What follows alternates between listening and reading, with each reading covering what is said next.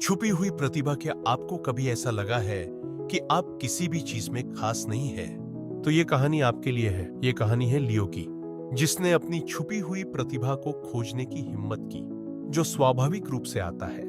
लियो अपनी खिड़की के पास बैठकर सोचने लगा, क्या ऐसी कोई चीज है जो मुझे बिना मेहनत के आसानी से आती हो? उसने अपने बचपन को याद किया।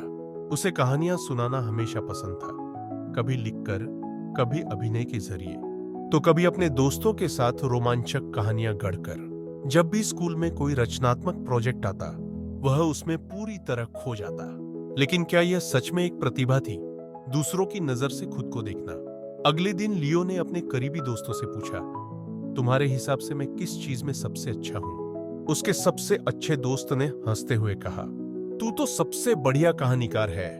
स्कूल में लंच ब्रेक के दौरान तू कैसे पूरी काल्पनिक दुनिया बना देता था, और जब तू कुछ समझाता है।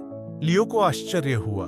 उसे लगता था कि क्योंकि कहानियां सुनाना उसके लिए आसान था, तो शायद यह सच में कुछ अनोखा था। अलग अलग तरीकों से अपनी प्रतिभा को आजमाना। अब लियो ने तय किया कि वह इसे परखेगा। उसने छोटी कहानियां लिखनी शुरू की, अपनी आवाज में उन्हें रिकॉर्ड किया, और यहां तक कि एक लोकल इवेंट में पब्लिक स्पीकिंग करने की हिम्मत जुटाई। हर बार जब उसने कोई कहानी सुनाई, तो उसे घबराहट नहीं हुई, बल्कि एक अलग ही जोश महसूस हुआ। जितना उसने कोशिश की, उतना ही साफ हुआ कि उसकी प्रतिभा सिर्फ कहानियां सुनाने की नहीं थी, बल्कि शब्दों के जरिए लोगों से जुड़ने की थी। लियो ने गौर किया कि उसे अलग अलग काम करते समय कैसा महसूस होता है। जब वह कोई कहानी सुनाता था या किसी को कुछ समझाने में मदद करता था, तो उसे खुशी मिलती थी, जैसे वह अपनी जगह पर था। लेकिन जब वह खेलों में प्रतिस्पर्धा करता या कोई जटिल विश्लेषणात्मक काम करता, तो उसे थकान महसूस होती थी। अब उसे साफ दिखने लगा, प्रतिभा सिर्फ वह नहीं होती जिसमें आप अच्छे हों, बल्कि वह होती है जो आपको भीतर से ऊर्जा देती है। अपनी प्रतिभा को निखारना और उपयोग करना। अब जब लियो को अपनी असली ताकत पता चल गई थी, तो उसने इसे और निखारने का फैसला किया। उसने एक ब्लॉग शुरू किया जहां वह अपनी कहानियां लिखता।